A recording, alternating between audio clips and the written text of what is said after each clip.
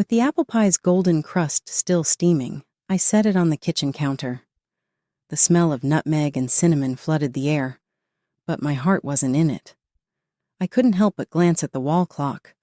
Lauren would be here any minute with little Amelia.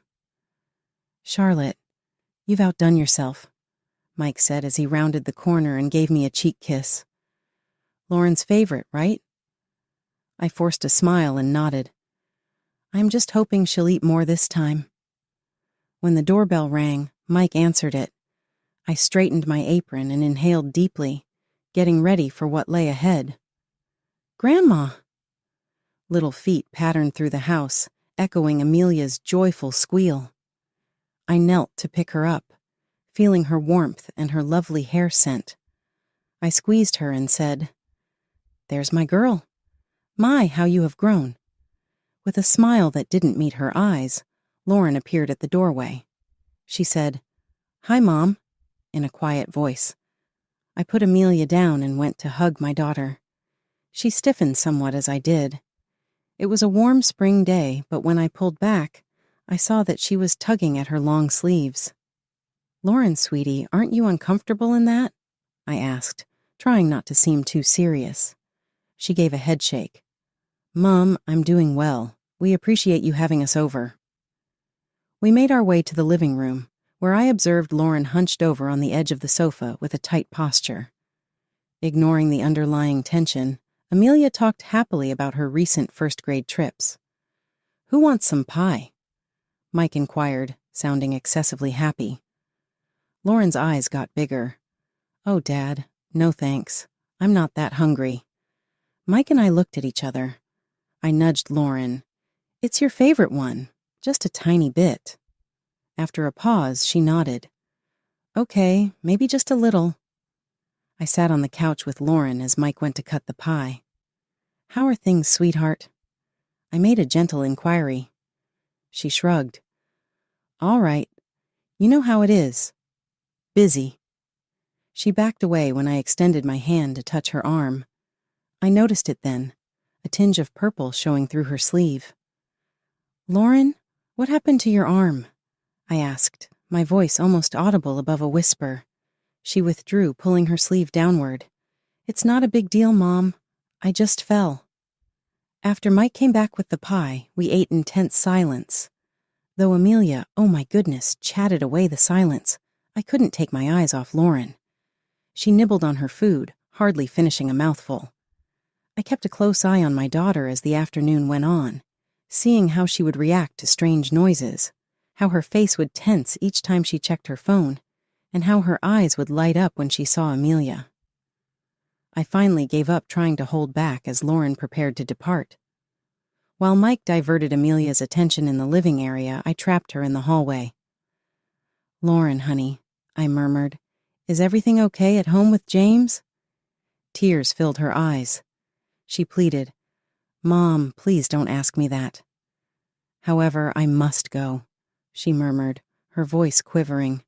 "James will be wondering where we are." Mike looked at me as she gathered Amelia and made her way to the door. There I saw an anxiety that reflected mine. I responded, "Wait," and reached for a Tupperware container. "Take some pie home with you for later." Lauren paused, then gave a nod. "Thanks, Mom," she mumbled. My heart felt like it was being squeezed in a vice as I watched them drive off. I was resolved to find out what the terrible problem was. I turned to face my spouse and said, "Mike, we need to talk about Lauren." His expression was serious. "Charlotte, I am aware.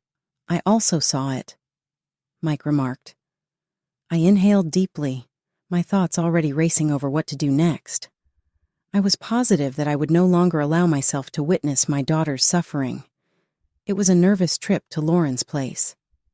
Mike's knuckles were white from the steering wheel, and my bag strap was causing me to fidget. Amelia had fallen asleep in the back seat, blissfully unaware of the storm brewing around her. Upon entering Lauren's driveway, I observed James's vehicle was not there, a minor relief. "I'll get Amelia," Mike stated in a tense tone. I gave a nod and made my way to the front door. When the second knock came, Lauren opened her eyes wide in shock. "Mom, what are you doing here?" My heart ached to see her when I stepped inside. The bruise on her arm was much more noticeable in the glaring light of the hallway. I whispered, "We couldn't let you go home like this, sweetheart. We're worried about you." Lauren's expression twisted. "You're not supposed to be here. James will return home shortly." Mike entered with an asleep Amelia. He questioned, "Where should I put her?" Lauren muttered, "Upstairs, second door on the left." Leading Lauren to the living room, I watched as Mike carried Amelia upstairs. I took her hands in mine as we sat on the couch. "Lauren, honey, we need to talk about what's going on." Tears were streaming down her cheeks as she shook her head. "Mom, there is nothing to discuss. Everything is all right." "This isn't okay." I touched her wounded arm tenderly. "Has he done this before?" All I needed to know was Lauren's silence. A mixture of sorrow and rage surged in my gut. How much time had this been ongoing? Why hadn't I noticed the signs? Mike returned downstairs, his expression gloomy. He said, "Amelia's still sleeping. Lauren, you won't be abandoned here. Pack your bag. We're taking you and Amelia home with us." Lauren's terrified eyes grew wider. "No, I'm not allowed to go. James will be angry. He will go after us." "Let him try." Mike scowled. I gave him a stern look. "Lauren, you have our support. We don't need to make a decision just yet, but if possible, please allow us to stay for a few days. We can explain that we are here to assist Amelia." After hesitating, Lauren slowly nodded. She said in a whisper, "Okay, but only for a few days." I couldn't get rid of the impression that we were sitting on a powder keg as we got comfortable. Lauren's heart leaped at every passing car. Her face became pale every time her phone buzzed. Mike had fallen asleep in the armchair, and Amelia was fast asleep. I sat at the kitchen table with Lauren, our mugs of tea getting colder. Lauren opened up at a late hour that evening. Lauren quietly remarked, "It wasn't always like this," as she peered into her mug. "James was incredibly considerate and attentive when we first got married. However, afterwards..." As she drifted off, I extended my hand across the table to give her a quick squeeze. "What happened, sweetheart?" Lauren drew a nervous breath. "It was minor at first. If I spent too much money at the grocery store, or if dinner wasn't ready in time, he would become irritated. Following that, he inquired about my whereabouts by looking through my phone. Before I realized it, I was constantly being cautious. My daughter hurt so much in my heart." "When did he start hitting you?" The word made Lauren wince. "It was roughly a year ago the first time. I forgot to pick up his dry cleaning, and he was drunk. The following day he expressed regret and promised it wouldn't occur again. However, it happened and grew worse." I tried not to cry, wanting to be strong for Lauren. "Why didn't you tell us?" With fear and guilt in her eyes, she glanced up at me. I felt afraid and ashamed. James threatened to take Amelia away if I ever informed anyone, saying that no one would ever believe me. We heard a car pull into the driveway at that very moment. Lauren's face became pale. "He's home," she said. The main door burst open. "Lauren," James's voice filled the house with a boom. "Where the hell are you?" I got up and moved to stand between Lauren and the kitchen door.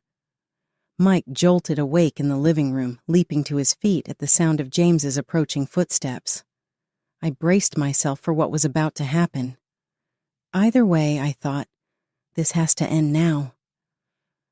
With furious and bloodshot eyes, James stormed into the kitchen, darting between Lauren, Mike, and myself.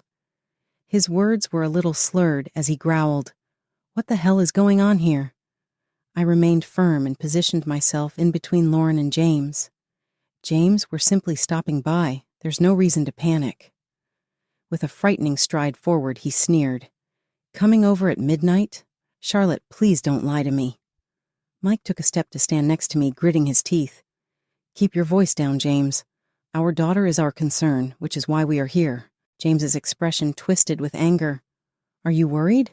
You are not allowed. We are fully allowed, I broke off, maintaining a steady tone. We are her parents. We also won't leave her by yourself with you. James moved forward one more step, but Mike got in the way. James, back off. You don't scare us. James balled his fists at his sides. Do you really believe you can just rip her from my arms? Do you believe you could come in here and play the hero? We're not playing, I declared resolutely. This is about Lauren and Amelia's safety. Your daughter, my wife is her name. This is not your concern, James angrily remarked. Lauren's voice came from behind me, shaking. James, please, you'll wake Amelia. Lauren caught his gaze, and I noticed a moment of panic flash across her face. He growled, You told them, didn't you? After everything I've done for you, you unworthy shit. That's enough, Mike bellowed, interrupting James. You won't speak to her that way in our presence. There was a noticeable tension in the space. Even though my heart was pounding and I could feel Lauren trembling behind me, I wasn't going to back down. James, I continued in a composed yet forceful voice, I believe you should go. When everyone has had some time to sleep, we can talk about this in the morning. With a rough, bitter laugh, he laughed. Go? This is my home. It is you who must leave. At that moment, a tiny voice emerged from the staircase. Daddy? As we all turned to look, we saw Amelia drowsily rubbing her eyes. James felt a little less confident at her sight. Hey, princess, he replied, sounding unexpectedly soft. Go to your bed. Everything is all right. Amelia looked at the scene, her eyes widening. Why is everyone yelling? Lauren moved fast to grab Amelia. It's all right, my love. Grandpa and Grandmother dropped in for a visit. Let's return you to your bed. James became distant from Amelia as Lauren carried her upstairs. He stood up straight and smoothed down his ragged shirt. His voice was calm and low as he continued. I think you should go. Mike opened his lips to protest, but I touched his arm instead. I replied, We'll head out, but we'll be back in the morning. James, we still have more to talk about. With a curt nod, he moved aside to allow us to pass. Lauren returned downstairs, her face dull as we finished gathering our belongings. She said, Mom, Dad, I'm sorry. Perhaps you should leave. Tomorrow, I'll give you a call. Lauren, are you sure we can stay if you need us to? I asked. She gave a head shake. It's all right. Amelia is upset. Now I have to give her my whole attention. We reluctantly bid each other goodbye. I had the unshakable impression that we were committing an awful mistake as we made our way to the car. The burden of what we had seen hung heavily between us on the somber trip home. At last, Mike started talking. Charlotte, we can't abandon her there. You witnessed his nature. It's not secure. I nodded, thinking quickly. I understand, but we are unable to make her go. She must want to leave. Mike gripped the steering wheel more firmly. If she doesn't, what then? Shall we just wait for him to inflict serious harm on her or Amelia? I felt my stomach turn at the thought of it. No, I firmly said. That is not going to happen. We require a plan. I decided as we pulled into our driveway. I'm going to spend a few days with them. I will inform James that it's for Amelia's benefit. In this manner, I can track the situation. Mike had a doubtful expression. Is that safe? I raised my shoulders properly. I must make an effort. Lauren won't be left alone in this. That night when we went to bed, I couldn't fall asleep. I kept thinking about Lauren's terrified expression. After 3 days of being with Lauren and Amelia, the tension in the house felt oppressive. James's moods changed wildly, ranging from a sugar-coated sweetness to a barely contained rage. Something needed to shift quickly. I had no idea that the days ahead would put us all to the test in ways we could not have predicted. I watched helplessly as Lauren avoided him, her eyes darting back and forth to see how he would react. I heard high voices coming from upstairs one morning, while Amelia and I were in the kitchen. James's tone had angered me, and my heart raced. I tried to maintain my composure as I said, "Amelia, sweetie, why don't you go watch some cartoons in the living room?" After quickly putting Amelia in her playpen, I ran upstairs. The shouts got louder as I approached. I slipped up the stairs, and my nurse's instinct alerted me as soon as she was out of sight. "You think I don't know what you're up to?" James gave a hissy voice. "Your mother's been poking around, hasn't she?" "No, James, please," Lauren begged. "She's just here to help with Amelia." A heavy impact startled me. I bounded inside the room without thinking. James was towering over Lauren, who was lying on the ground holding her arm. "Get away from her!" I yelled, shocking even myself with the intensity of my tone. James spun around, fury twisted in his expression. "Charlotte, this is none of your concern. Leave my home now." I remained firm and put myself in the way of him and Lauren. "I'm not going anywhere, and if you lay another hand on my daughter, I'll call the police." I feared for a second that he might hit me too, but then a strange calmness flowed over his expression. "All right," he answered coldly. "Have it your way." With his keys in hand, he stormed out of the house. I ran to Lauren's side as soon as he was gone. "How are you doing, my love? Show me your arm." She winced as I looked at the bruise that was starting to emerge. She said, "Mom, I'm so sorry you had to see that," as she wiped away her tears. I held back my tears as I assisted her in standing up. "Lauren, please don't apologize. You are not to blame for this. However, you and Amelia must leave the area right away." It was the doorbell ringing. With a look of horror on her face, Lauren froze. "What if it's James?" I gave her a tight squeeze. "Stay in this spot. I'll check." I was shocked to see Lauren's elderly neighbor, Mrs. Robert, at the door, instead of James. It was clear from her tense attitude that this was not a polite call. "Mrs. Lancaster," she said. "I hope I'm not interrupting anything." She said. I faked a laugh. "No, Mrs. Robert, not at all. How may I help you?" She squinted around me, attempting to peek inside the house. "Well, I couldn't help but note that Lauren hasn't attended the last 3 neighborhood committee meetings, and there's been quite a bustle around here lately. People are beginning to discuss." Her poorly disguised curiosity made my blood boil, but I maintained my cool. "Mrs. Robert, Lauren have been feeling under the weather. She'll soon resume her regular activities, I'm sure." Mrs. Robert's gaze grew strained. "I see. Tell her that marriage requires work, please. It's not all sunshine and roses. The occasional bump in the way shouldn't discourage her." I choked back a sharp reaction, realizing how deeply embedded the issue was at that moment. It wasn't just James. The entire neighborhood was ready to ignore mistreatment. "Mrs. Robert, I appreciate your concern," I firmly responded. "I'll be sure to pass along your message." I leaned against the door as I shut it, thoughts whizzing by. Now that Lauren and Amelia were out of the way, I understood we had more enemies than simply James. We were up against a whole way of thinking that put maintaining appearances ahead of the safety of women. I discovered Lauren in the kitchen, her hands shaking as she held a mug of tea. She muttered, "Mom, what are we going to do?" I made up my mind then, staring at my daughter's haunted eyes and damaged face. I said, "We're leaving," in a firm voice full of new resolve. "Now, Amelia and you should pack a bag. I'm going to call your dad."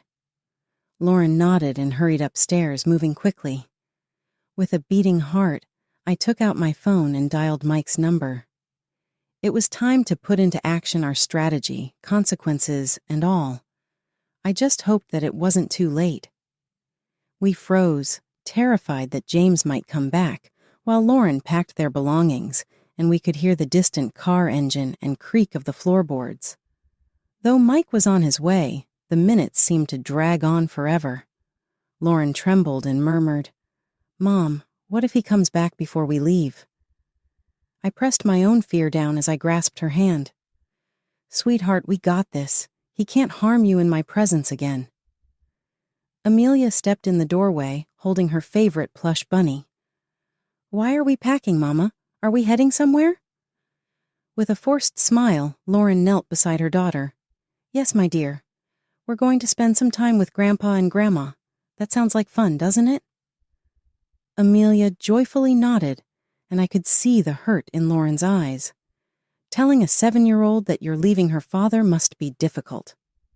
My phone buzzed just then. Mike texted saying, "Here, I parked the car around the corner. Move quickly." I took a deep breath and said, "Okay, it's time to go." With our baggage in our presence, we tiptoed down the stairs. I glanced out the front window, looking for James anywhere on the street. It appeared like all was well. "Okay," I said in a whisper. "Let's move quickly and quietly." As soon as we went outside onto the porch, I had a fleeting hope that we would survive. And I heard the high-pitched voice of Mrs. Robert. "Lauren? Charlotte? Where are you heading so quickly?" I looked over and saw the nosy neighbor Power approaching us with a curious expression on her face. My blood ran cold at the sound of an engine roaring before I could reply. The tires on James's car screeched as it rounded the turn.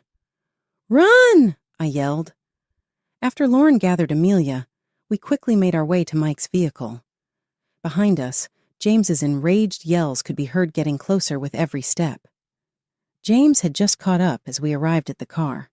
Mike leaped out, putting himself in the way of James and me. "Get in the car now!" As I assisted Lauren and Amelia into the rear car, Mike exclaimed. James threw himself at Mike, and the two men fought. I was horrified to see how my husband, who was older, was able to compete with the younger man. "You can't take them!" James gave a yell. "They're mine!" A part of me snapped. I rushed at James, releasing years of suppressed resentment and shame. "They are not your property!" My voice resounded across the neighborhood as I yelled. "You lost any right to them the moment you laid a hand on my daughter." James's eyes grew wide with disbelief before becoming dangerously tight. "Charlotte, you have no idea what you're doing. For this, I'll ruin you all." A few others had gathered by now, Mrs. Robert among them. I noticed the look of horror on their faces as they began to realize what had been going on behind closed doors. "Go ahead," I murmured calmly, my heart pounding despite my words. "Share your actions with everyone. Let them see the true you." James seemed to hesitate for a brief period. Then he pounced at me, growling.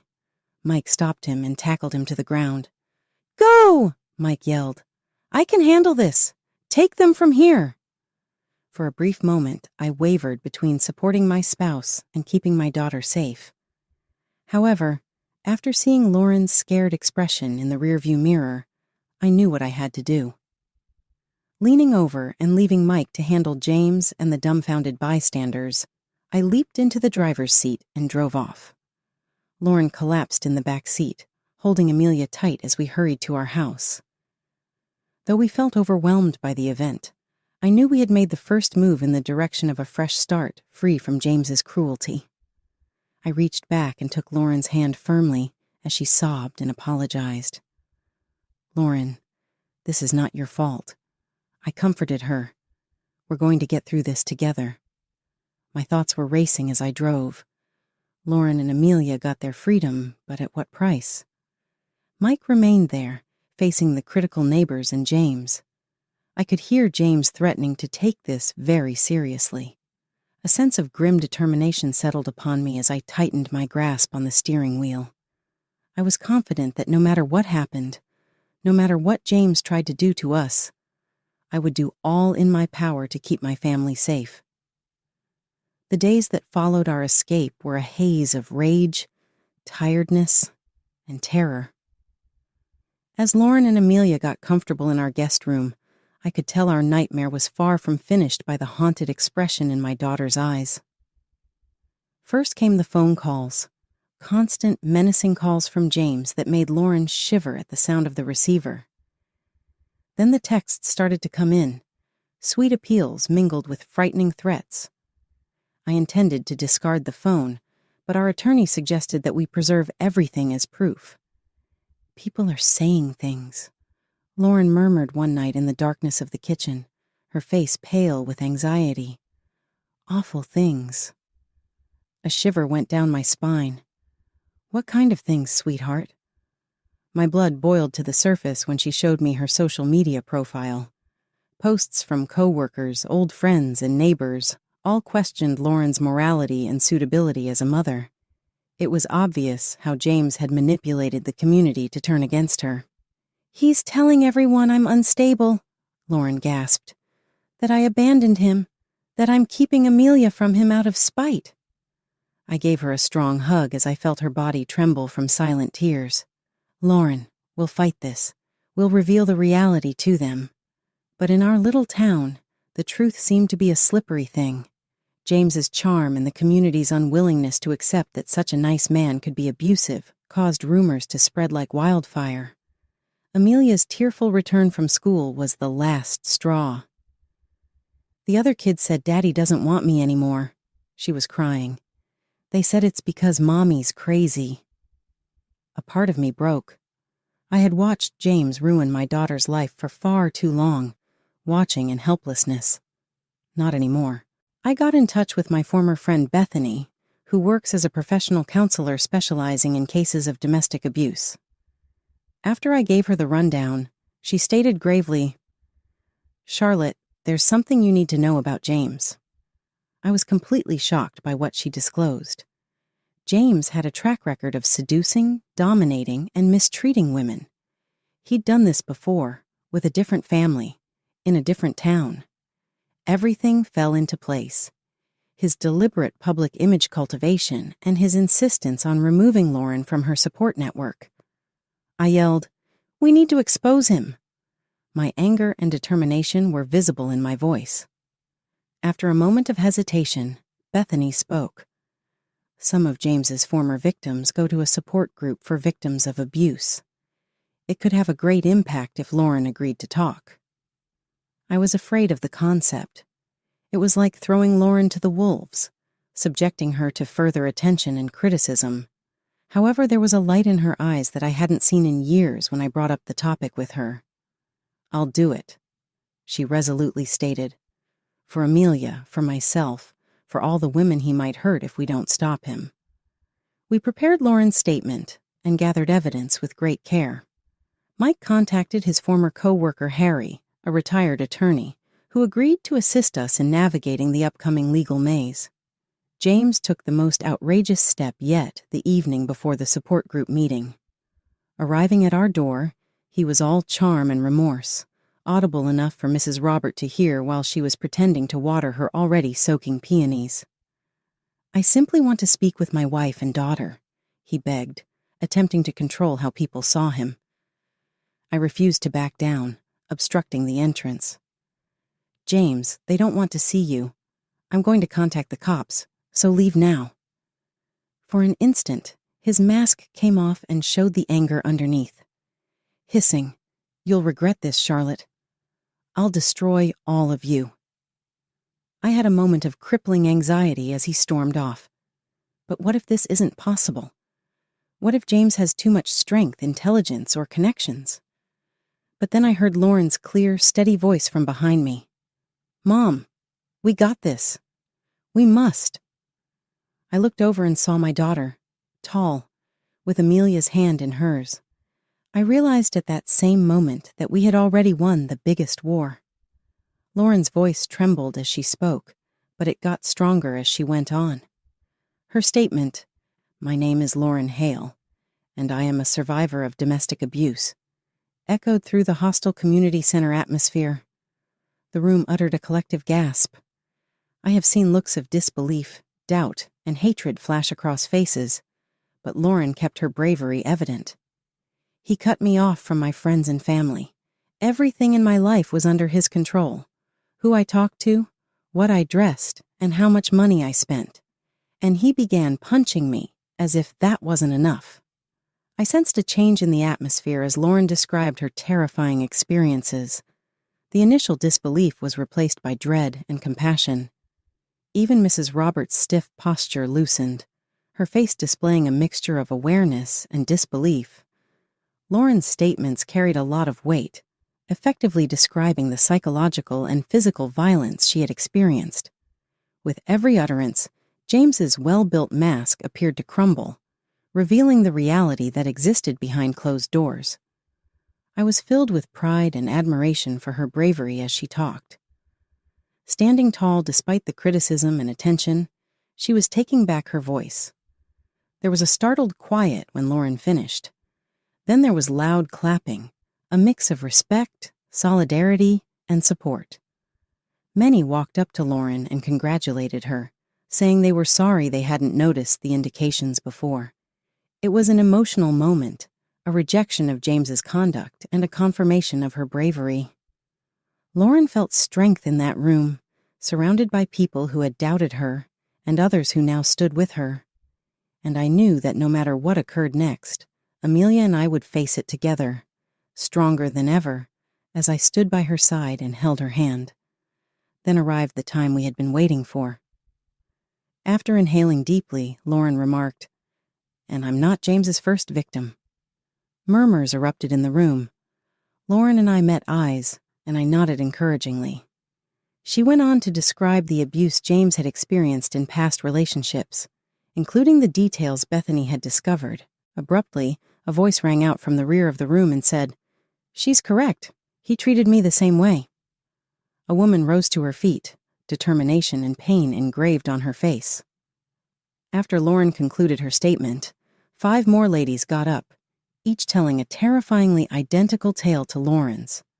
The space took on a very different vibe. People's faces lit up as they pieced together the truth, and I could see it. James's painstakingly built shell was collapsing in front of our eyes. Lauren was about to finish when the doors flew open. James barged in, his angry face twisted. With a yell, "You lying bitch!" he sprang at Lauren. Everything moved slowly. I jumped up, but Mike moved more quickly. After grabbing James, he gave him a grounding. As Mike and 3 other men restrained James, the room erupted in chaos. I ran over to stand by Lauren. Despite her trembling, she maintained her poise and fixed her gaze on James. She proclaimed, "You don't control me anymore," over the din. "I'm not afraid of you." Minutes later, the cops showed up, alerted by Bethany's quick thinking. As they escorted James away in handcuffs, the realization of our collective accomplishment finally settled on me. We had let the world see James for who he really was. We had given his victims a voice. We were back in command. But I knew our fight was far from finished as I hugged Lauren tight. Lauren fell into my arms, tears welling up in her eyes. It would be necessary to inform Amelia, who had been staying with a friend during the meeting. Not to mention the prolonged healing process for Lauren and the other survivors, there were legal challenges ahead. I felt an odd mix of excitement and tiredness as we emerged from the community center, surrounded by a mix of supporters and shell-shocked neighbors. The war had not ended, even though we had won a significant battle.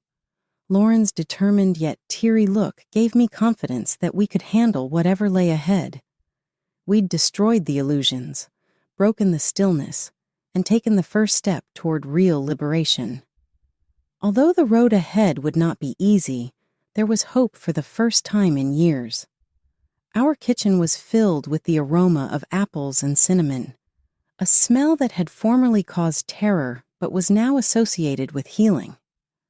I observed Lauren's confident and at ease movements as she gently took the golden brown pie out of the oven. Amelia sat at the counter, anticipating her slice with excitement shining in her eyes.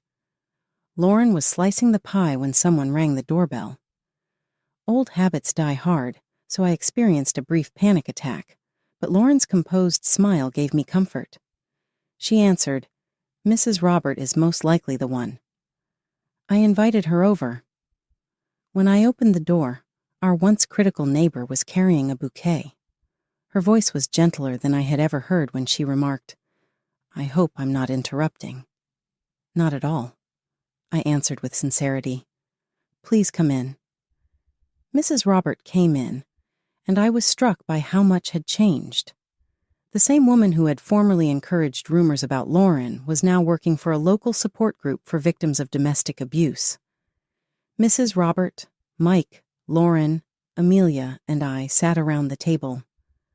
The conversation flowed effortlessly as we enjoyed the pie, mixed with loving laughs from Lauren and giggles from Amelia. "I'm excited to start my new teaching job next week," Lauren declared with pride in her eyes. The elementary school was so understanding about everything. Squeezing her hand, Mike extended his arm. "They're lucky to have you, sweetheart." I was struck by a flood of emotion as I scanned the table. Despite everything that we had gone through, we were now stronger and closer than ever.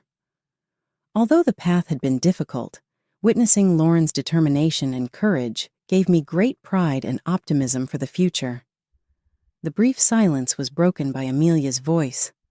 "Mommy, can we visit Daddy soon?" There was silence in the room as everyone focused on Lauren. For a moment her face tensed, but then she inhaled deeply. "Remember what we discussed, honey? Daddy is now receiving help, so we must be patient with him. Indeed, we can visit him when it's safe." Despite everything James had done, Lauren's compassion and strength amazed me. As long as James followed his court-mandated therapy, she was committed to supporting Amelia in having supervised contact with her father. Mrs. Robert turned to Lauren as the evening drew to a close, and she got ready to go in a thick, emotional voice. "I should apologize to you. I ought to have noticed what was going on. I should have offered assistance." Lauren gave the elderly woman a tender hug. "Now you're lending a hand," she whispered. "That's what matters." Lauren, Mike, and I enjoyed peacefulness in the living room after our visitors had left, and Amelia had gone to bed. "Without you two, I couldn't have accomplished this," Lauren remarked, tears shining in her eyes. "You saved us." Mike softly shook his head. "Lauren, no. You have spared yourself. We merely protected your back." I extended my hand to grab Lauren's. "That's what family members do," I uttered quietly. "We stand together, no matter what." I was filled with a deep sense of calmness as I gazed at my daughter, who was strong, resilient, and at last free. The nightmare had ended. We had conquered our enemies, broken through the stillness, and taken back our own lives. There would still be difficulties, because abuse leaves permanent scars that take time to heal. However, I was absolutely certain that we would confront any challenge together. We said our goodbyes, and as I got into bed next to Mike, I thought back on our adventure. Our journey began with a family crushed by terror and lies. We were stronger together than we had ever been. I closed my eyes, appreciating the unbreakable links of love and second chances. New experiences, difficulties, and chances for development will await us tomorrow. For now, though, everything in our world seemed to be going well. The air was heavy with the pleasant smell of apple pie, not a sign of suffering